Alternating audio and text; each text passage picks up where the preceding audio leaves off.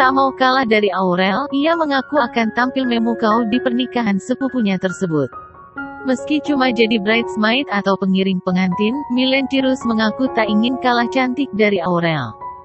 Beberapa hari lalu, Aurel dan Atta Halilintar sudah mengunjungi butik Vera Kebaya untuk fitting busana nikah. Untuk kebaya di hari istimewanya, Aurel memiliki permintaan khusus kepada sang desainer. Rupanya, model kebaya Aurel itu pun membuat Miley Cyrus sedikit iri. Maka dari itu, Miley Cyrus buru-buru pergi ke kantor desain untuk fitting kebaya impiannya. Saat sedang diukur bagian-bagian tubuhnya, Miley Cyrus ingin kebayanya beda dari yang lain, termasuk dari kebaya sang pengantin Aurel.